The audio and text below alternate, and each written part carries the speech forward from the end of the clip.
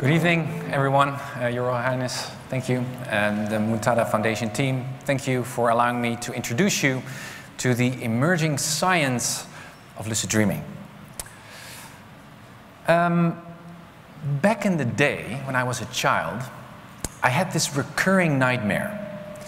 I dreamed about being locked up in a tiny iron cage by an old and scary witch.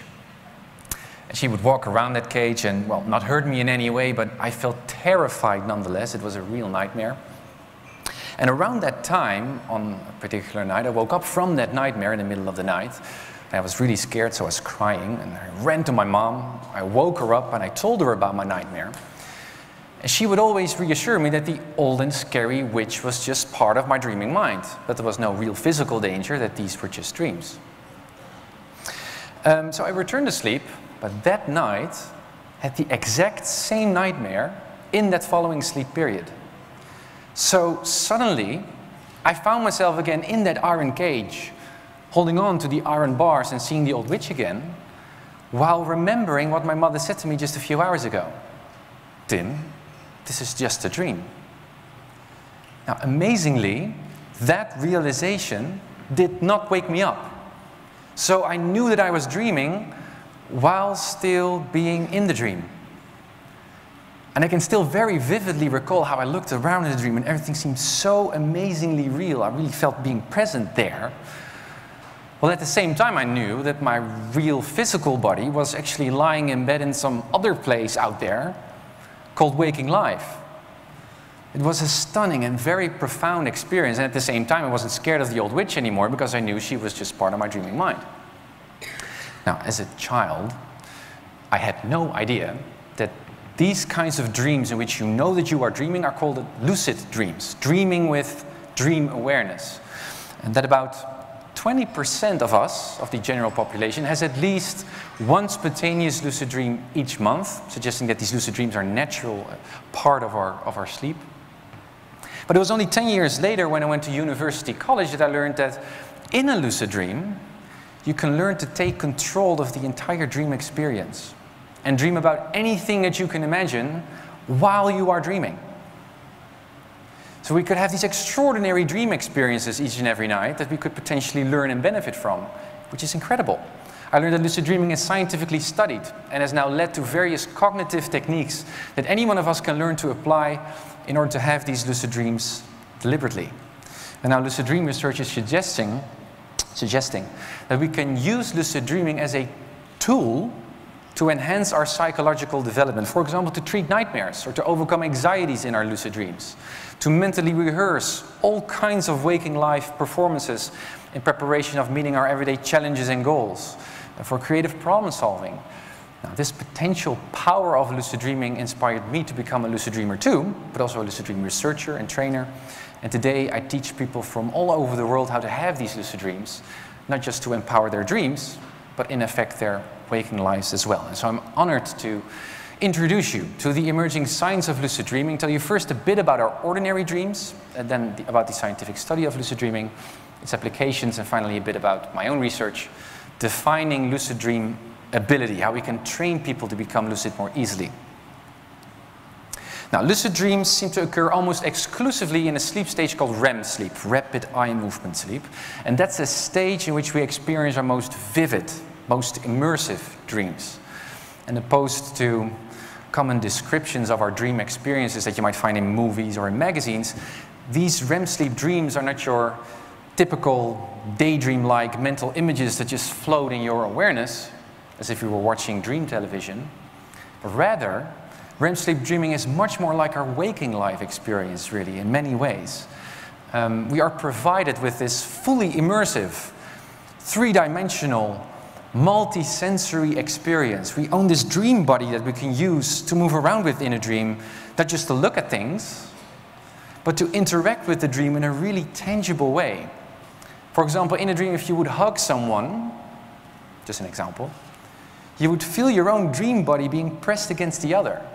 If you would touch the dream ground, you would feel the same hardness and the same texture. You could even smell or taste dream food. Isn't it incredible that our dreaming mind is capable of generating that level of immersion and detail? I think it's astonishing.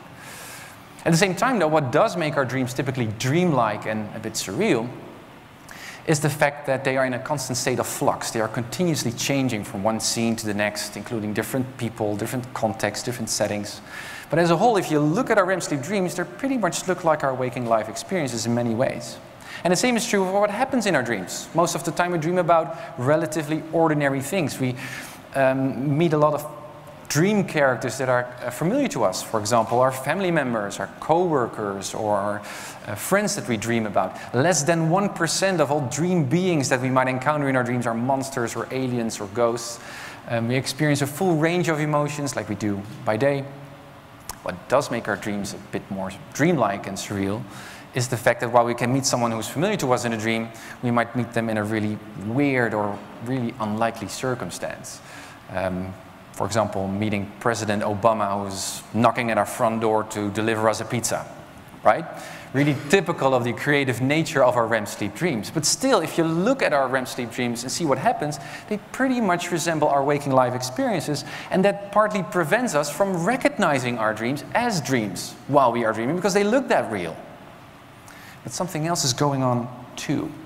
There's a particular part in the brain which is called the dorsolateral prefrontal cortex, which seems relatively inactive during REM in comparison to our waking state, and is said to bring about this single-minded behavior that generally characterizes the way we behave in our dreams. Meaning, we never seem to reflect on our experiences while we are dreaming. Most of the time we just focus on that particular problem or situation at hand in the dream. We never seem to think about what we're going to do 15 minutes later, or what we did 15 minutes ago. There's really very little metacognitive thinking going on in our dreams, and that might prevent us from wondering, well, that's weird, perhaps this is a dream. So, in other words, each and every night when we go to sleep, we seem to mistake our dreams for waking reality. Well, and that is where lucid dreaming comes in. Lucid dreaming is developing this critical reflective awareness, this dream mindfulness, this intention to recognize our dreams as dreams while we are dreaming. Now, in general, lucid dreams are characterized by the fact that they mostly start within a non-lucid dream. So you might be in an ordinary dream, and suddenly you encounter this particular dream sign, for example, a pink flying elephant. Now, if you're trained properly, you would recognize that pink flying elephant as a dream sign, like, hey, that's weird. And that might trigger you to remember that you are dreaming, and there you are, you have a lucid dream. Many lucid dreamers report that at the onset of lucidity, they have this very strong and positive emotion. On the one hand, because they might have freed themselves out of this nasty dream situation that they thought was real, but wasn't really. So that might, bring about this positive emotion. Or just for the sake of lucidity alone, just the mere realization that the entire experience is made up by your own dreaming mind is just so profound. It's really hard to articulate to anyone who hasn't had a lucid dream before. Lucidity is also not an on or off switch. It's not that you can either be lucid or not. It's more like a spectrum. You can be a little bit lucid, a little bit more lucid. You can be fully lucid. You can even forget about the fact that you are dreaming while you are dreaming. What's also very interesting is once we turn lucid, we know that that dorsolateral prefrontal cortex has been activated and allows us as lucid dreamers to reflect on our experiences while we are lucid dreaming. So as a lucid dreamer, you can go to bed prepared and articulate this particular lucid dream plan, like I would like to do A, B, and C in my lucid dreams. And then you go to bed, and once you turn lucid in a dream, remember that plan and execute it while you are lucid dreaming. Thinking about what would I like to do next? What did I just do a few minutes ago? You can enable this, you make use of this metacognitive thinking, which only enriches the lucid dream experiences in many ways. Lucidity enables deliberate and voluntary dream control, and they can last up to 15 minutes depending in which REM sleep period you experience your lucid dreams. Most of the time they occur in the later REM sleep periods. Think about what you can do in a 15-minute lucid dream. I mean, wow, you can learn a lot, which I will talk about in just a few slides. Now, however, while lucid dreaming was already known for thousands of years, scientists were initially not convinced of the fact that they really existed. First, because it contradicts the definition of a dream. Dreaming means that you're unaware of the nature of the experience. So a lucid dream is contradicting. And so by definition, they thought, well, this is not possible. That's it. Others said, later on, as these lucid dream reports kept piling up, people saying, I had a lucid dream, I had a lucid dream.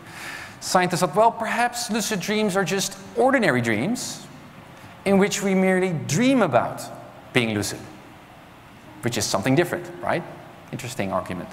And others said, and still say today actually, well, ordinary REM sleep just cannot allow for this reflective higher order awareness, so the lucid dream must be some kind of a micro-awakening from REM sleep, a transitional state in which we, in that brief moment of time, be aware that we are dreaming, and that's it.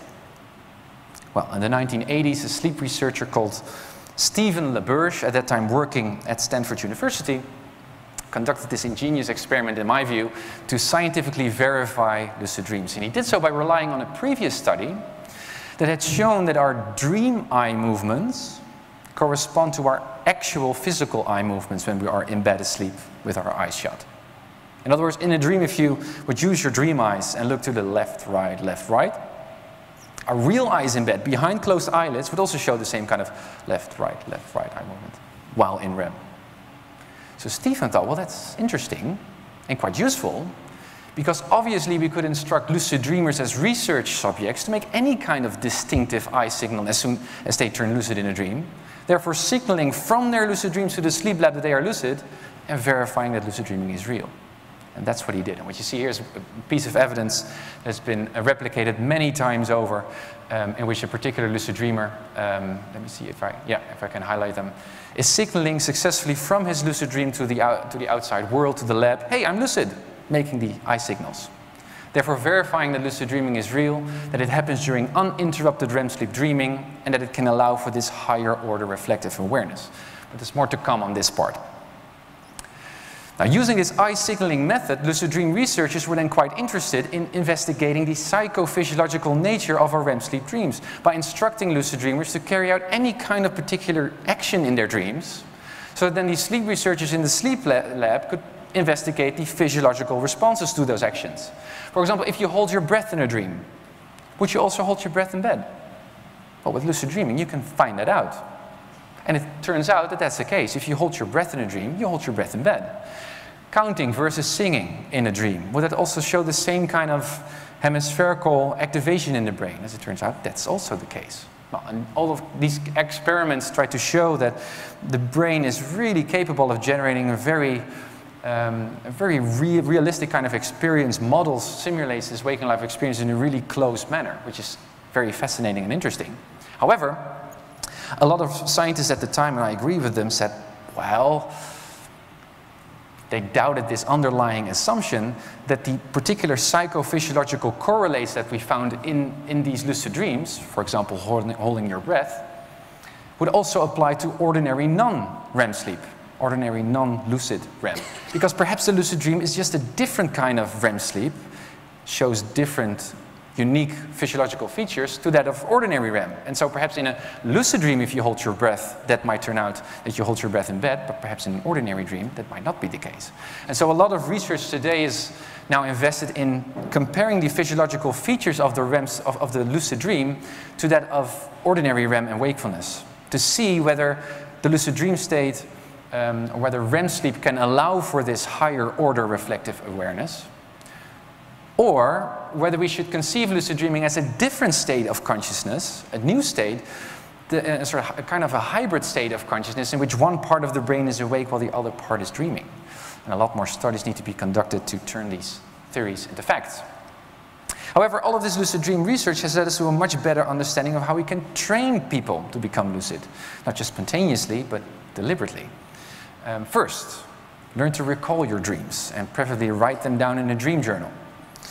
Second, based on those written dream reports, you can find out what you dream about most often that should have reminded you in the dream that you were in fact dreaming. These are called dream signs, so the pink flying elephant, for example. Now, if you know what your most recurrent dream sign is, step 3, you can go to bed prepared and intend to recognize that dream sign as soon as it pops up again, as soon as you encounter it again in your experience, and therefore remembering that you are dreaming, and there you are, you have a lucid dream. Now, using this general lucid dream induction procedure, lucid dream researchers were very interested in investigating the effects of certain lucid dream experiences on waking life performance. For example, how people who suffer from these traumatic and chronic nightmares can make use of the lucid dream state to turn lucid in their nightmares and to rescript the nightmare towards a much more positive and rewarding experience while they are dreaming. Studies show indeed that lucid dreaming can be used to treat nightmares, which is an incredibly valuable application. Mental rehearsal, how sport athletes can make use of the lucid dream state to mentally rehearse their peak performances, to creatively visualize their sport techniques in preparation of that sport competition the next day or sometime later on. Also, studies show there that sport athletes are already using lucid dreaming for that purpose, which is fascinating stuff, really. Creative problem solving, how we can consciously tap into the creative nature of our REM sleep dreams to come to new ideas, new business solutions, new self-insight. There are a lot of examples from Albert Einstein to Salvador Dali to Paul McCartney who have used lucid dreaming to come to great insight, which is very interesting. Now, obviously, naturally, a prerequisite for making the power of lucid dreaming accessible to the general public, to us, is reliable lucid dream induction, reliable lucid dream training. And although we have developed this conventional general lucid dream induction procedure, studies show that there's still much room for improvement. And I think that that improvement can be found in the fact that these procedures are relying on a very particular set of underlying psychological abilities that we need to develop first before being able to effectively apply that procedure. In terms of relevant knowledge, skills, attitudes perhaps. And so I started to wonder, what would the skill set of a frequent lucid dreamer look like? Now, this explorative research question drove me to found Snoozon. And at Snoozon.com we have developed this 30-day online home study course in lucid dreaming based on that conventional lucid dream procedure, but supplemented with training videos, homework assignments, expert feedback, and also student feedback forums, in which we invite our students to share with us their developing lucid dream performance as the course progresses, in terms of not just their lucid dream frequency and dream recall frequency, but their self-efficacy beliefs, sleep duration, a lot of different scales there that helped us to explore and determine what relevant factors could explain differences in students' lucid dreaming performance. And so when we launched Snoozon, we were quite successful in attracting a lot of people from all over the world to learn to lucid dream. And by doing so, sharing their learning experiences with us. For example, we see that the number of lucid dreams reported by students increase over time during the course, suggesting that the conventional lucid dream procedure is relatively moderately effective. However, we statistically and scientifically doubt the fact that these number of lucid dreams are really the result of the course, or whether these are just spontaneous lucid dreams that now being recalled more often by our students. So this is not in any way a controlled experimental study, it's more like an explorative one, in which we are much more interested in connecting students' reported learning experiences with our course and those abilities that we'd like to identify. Same goes for self-efficacy beliefs, task commitment.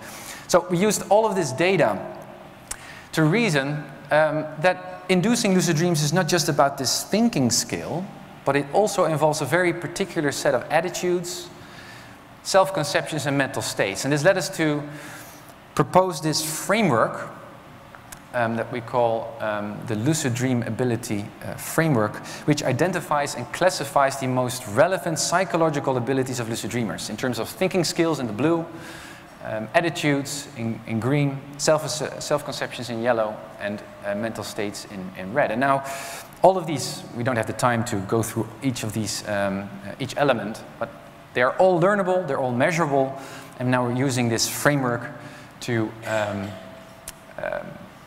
develop a more improved, ability-focused lucid dream training program. And we're now evaluating its effectiveness in comparison to the original conventional method of inducing lucid dreams to see if we are on the right track.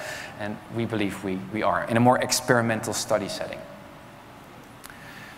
What we're also very excited about is we're working with a national group in the Netherlands of golf training professionals who are interested in using lucid dreaming to improve their golf performance.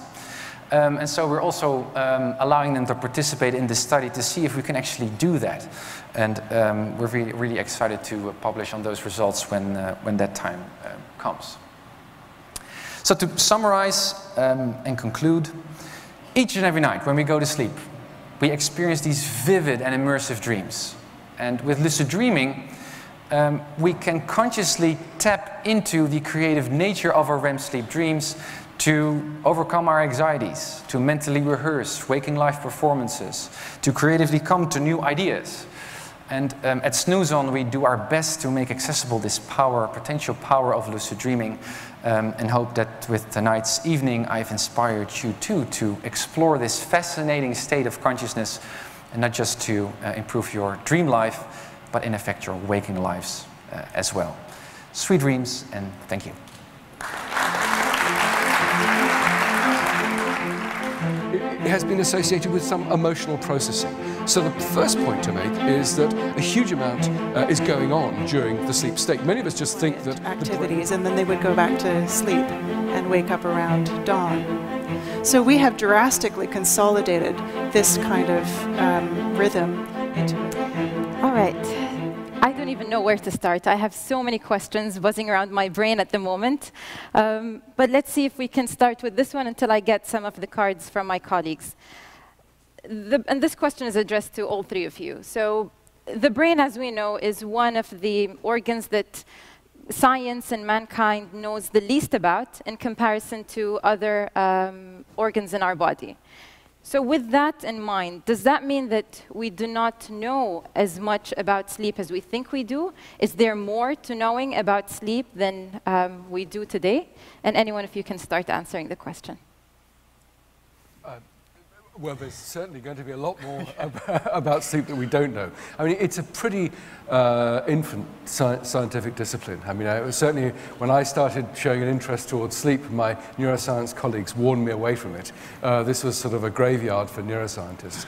But I think over the past 20 years, there's been genuine insight, and we are understanding mechanistically what sleep is and how it affects us. But there's an awful lot to learn. The brain, of course, is the most complicated structure in the known universe. So I think it would be naive to think that we will ever fully understand it, but we are nudging forward slowly, I do feel. Okay. Anyone else wants to add anything to that? Oh, I totally agree with Russell there. And it's a very complex organ, and we should just keep pushing on understanding and exploring what we are capable of, or what our brain is capable of, and that's a great horizon to look forward to explore. Yes, I think that makes it more sort of exciting as a field is that it's so embryonic, and there's still many very basic discoveries yet to be made. All right.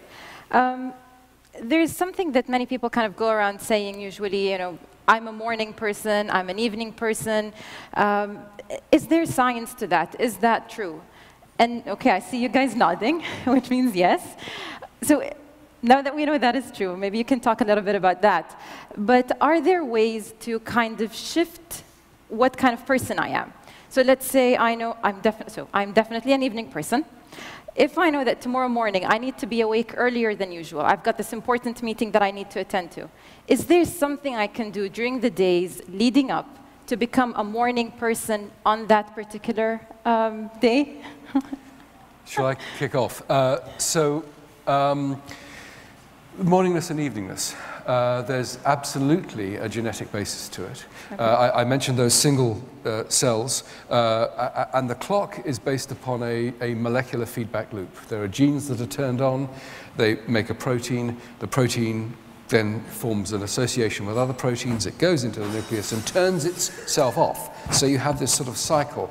And what we've discovered is that tiny changes in those clock genes can nudge you towards being a morning person or an evening person. So there's a definite genetics. But there's a second layer as well, which is our development. As we age, from after about the age of 10, there's a tendency to go to bed later and later and later. Okay. This peaks in males at around about 21.5, in females about 19.5. That's when we are most late, and then we start to get earlier again. But the difference between a 60-year-old and somebody in their late teens, early 20s is about 2 hours. There's a 2-hour difference. So there's both developmental changes and there's a genetic basis to our morningness and eveningness. And in terms of getting you up earlier in the morning, You're basically saying I need to get older a little bit. well, there is that. It's quite interesting. I mean, males and females are also quite different. So males go to bed later for longer than females. In fact, on average, males and females are only getting up and going to bed at about the same time when they're in their mid-50s and 60s, which I'm not sure what that actually means. But, and in terms of getting up early in the morning, morning light is very effective at advancing, shifting the clock to an earlier phase. So if you need to get up earlier, then you need to expose yourself as early as you can to morning light, and then the following day you'll get up a little bit earlier. But it's awfully difficult to override that genetic and developmental basis. It'll always be a struggle, but you can nudge it a little bit. Okay. We have a question here from, thank you for answering that. I'll try my best. We have a question from our guests, and it's addressed to Dr. Foster. What is the difference biologically between light sleepers and heavy sleepers? That's a very good question, and I don't really know the answer. I mean, and it can vary enormously, again, as we age, and again, if we've had children or not. We were talking over lunch that the effect of a child, a firstborn child, on the sleep pattern of the mother can affect the mother profoundly, and it seems that there are hormonal changes which influence the levels of arousal, which make the mother lock onto the behavior of the child much more easily.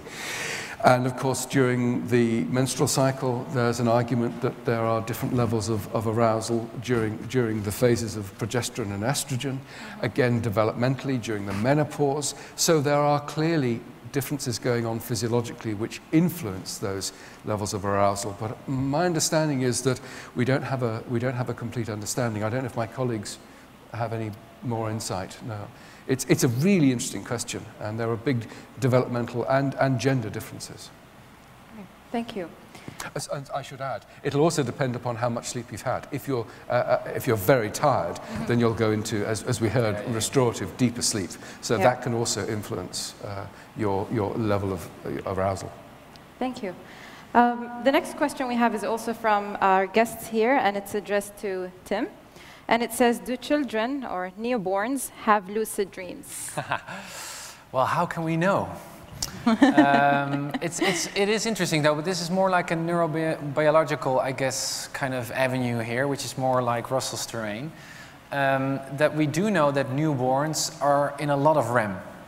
And it's interesting to think about, well, what do they dream about then? I mean, they don't have that many experiences, so what is going on there? So that's something that is fascinating, but I don't have any answer to.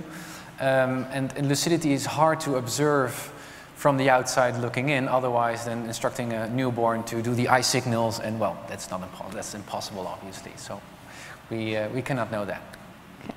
And another question that's addressed to you, Tim, which is basically, it basically is saying is, if someone is trying to have more lucid dreaming, does that make them more stressed when they wake up if they are working so hard on having a lucid dream while sleeping? No, not at all. Actually, Russell already mentioned it also. REM sleep hasn't got anything to do with resting. It's more active. The brain is highly activated in REM. And we know that if people have this intention, really embrace sleep as a way to gain these more important, meaningful experiences, they improve their sleep, actually, and are more restful and are much more in tune with their sleep cycle. So that's kind of like a side effect to learning to lucid dream. So we don't see those effects, and we don't see our students report on those. So, okay, yeah. Thank you. And this question is addressed to you, Jessa. How do naps work into healthier lifestyle? The person here is saying that they heard that they're useful for alertness and having better and more improved productivity during the day. So can you comment on the importance, or not maybe, of naps during the day? Sure. So naps do decrease sleep pressure. If you have been awake for a long time and you just need to be that little bit more rested, but be aware that because you've reduced that sleep pressure, if it then gets to your bedtime and you don't have that push to get you asleep, that could cause a problem. So I think the general rule is try to incorporate all your sleep into the nighttime, but if your sort of life is not set up for it and you're going to be sleep deprived sort of systematically, then by all means catch up that sleep during a nap. Is that... Yeah, I think the key thing is that the danger, as you say, is delaying sleep onset. And if you're being driven out of bed by an alarm clock in the morning, and you've gone to bed later because you've had a nap, then you're going to wake up with more sleep pressure, which is going to mean that you want another nap, and that nap could be longer, and therefore you could get into a loop whereby you become more and more dependent. And so I think, as you say, an occasional nap, probably a good idea, as long as it's a short one, but you have to be careful of getting into those cycles where you become more and more dependent on a nap for normal functioning. Especially if you suffer from insomnia. I think that's one of the sort of compensations that people with insomnia typically do for themselves. And unfortunately, that leads to a worse night's sleep the next night again. I mean, it's also a problem in teenagers. So what's happening is that they're going to bed very late. They're getting up, of course, because the alarm clock is driving them out of bed. They struggle through school. They get home after school. They then have a nap, which means that they'll push back the sleep pressure and then go to bed later that night. So it's a real problem in teenagers. Actually, connecting to kind of the teenagers part, I guess this is somewhat more relevant to them. A question from one of our guests as well. Does browsing the internet right before sleeping affect sleep and dreams? Or on the short term and the long term, what are the effects of that? And does doing it on a daily basis cause mental damage? Where should we start? Okay. So I think the rule of thumb should be a minimum of half an hour before your desired bedtime.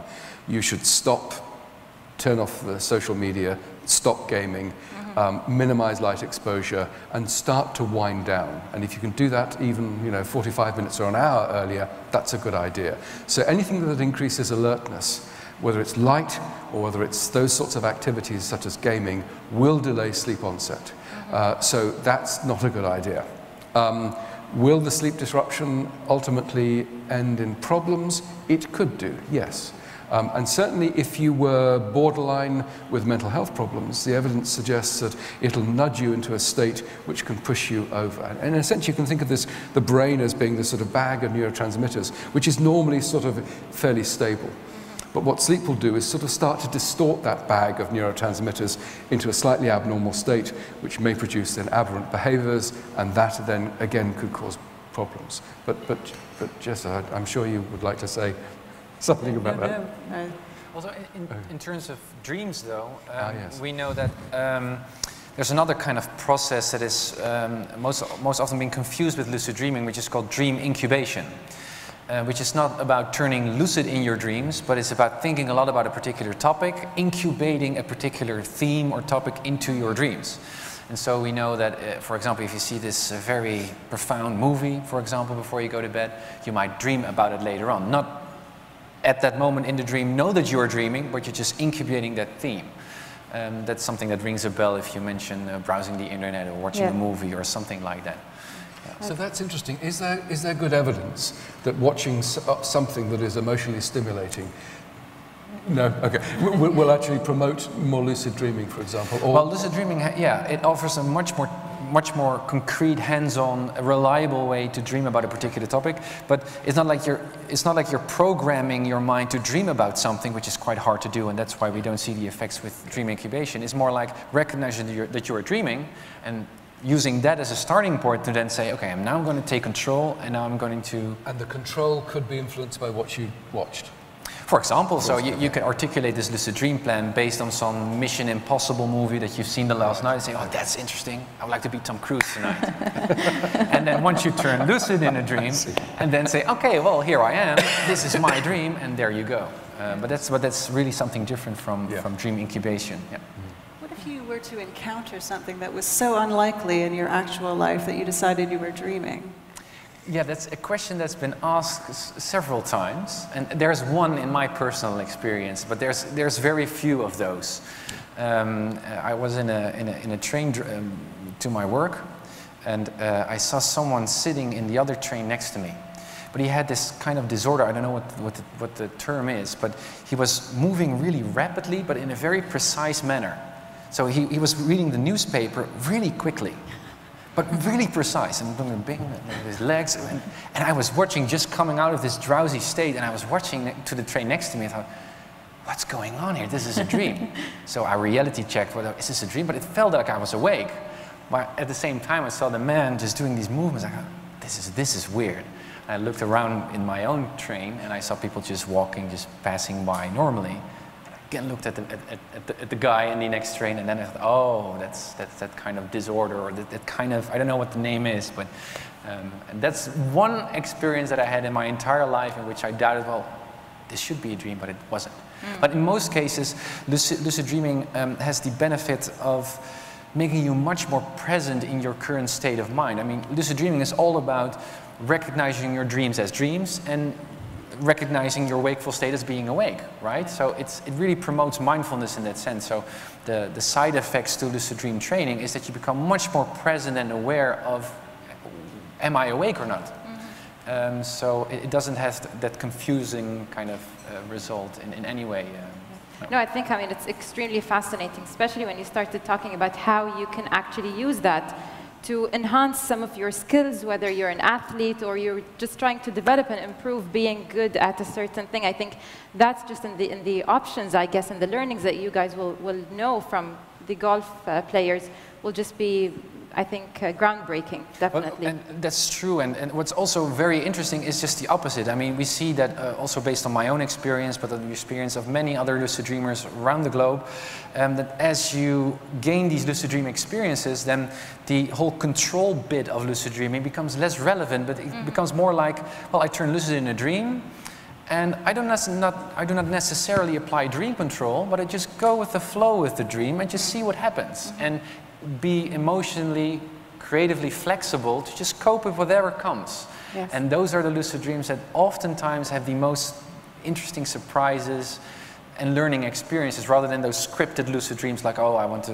replay Mission Impossible in my lucid dreams. Those are the most boring, actually. It's more like... Tim, I can't help asking. Sure, These lucid dreams sound fantastic, but is there a downside? Is there because many of us don't normally experience them, and therefore we're sort of we're training our brain to indulge in them. Is there therefore a danger? That's a great question. Well, I wondered about that too, especially when I was asked to give a lucid dream training at a prison in Belgium. Yeah. And a lot of people there, they receive these workshops that keep them mentally sane. And they thought, well, let's do a lucid dream workshop. Now, as a lucid dreamer, I thought, okay, what are these guys going to dream about? Are they going to lucid dream about killing people and hurting people? And that made me aware of this psychological dimension to lucid dreaming. I thought, well, there's some ethics here. You know, am I allowed or should I train them? And what happened was just the complete opposite. Those guys with scars and big, with guards and everything, didn't want to use the lucid dreams at all for any aggressive kind of applications at all. They were dreaming about seeing their loved ones again, rehearsing how they should live their life when they leave prison, which was so profound.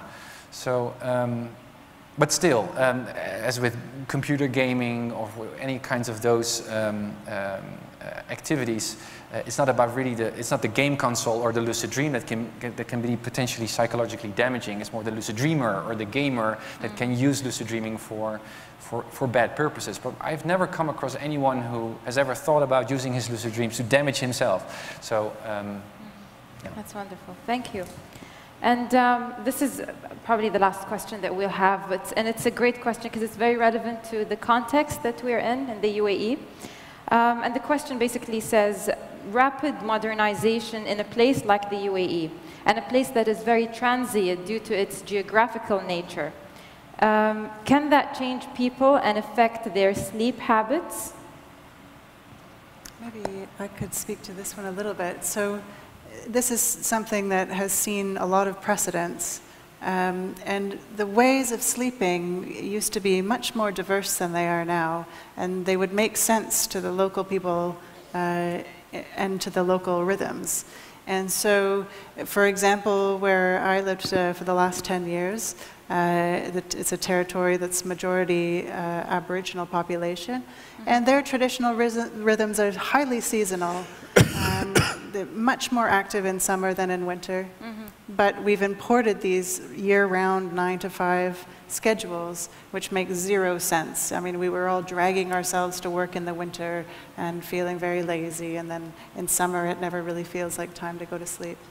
So, and since that time, we've seen sort of an overall homogenization. I call it Circadian Imperialism. So it's sort of a part of the sort of cultural imperialism in general that has kind of made more people more similar to each other. And this has resulted in a schedule that looks very familiar no matter where you go, which didn't used to be the case. That's great. Any other comments? I would absolutely agree. I mean, I think what you need to do is be flexible.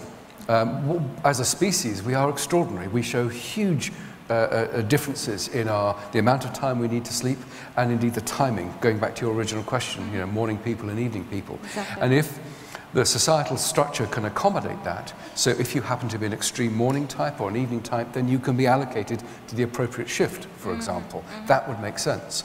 I think that the 24/7 circadian imperialism is here to stay. It's a genie that we can't put back in the bottle. However, we can use the emerging biology to mitigate some of the problems. If we have a night shift work, and we know that the digestive system can't process food in the middle of the night shift, then we provide the appropriate nutrition. It's not going to be full of sugar, and it's not going to be full of fat. If we know that night shift workers have higher levels of coronary heart disease or diabetes too, then we have higher frequency health checks in those individuals. So I think what would be really intelligent is, as the society changes, then it can use this information and accommodate that in the way it structures itself. And that would be, I think, an incredibly powerful and intelligent way of going forward.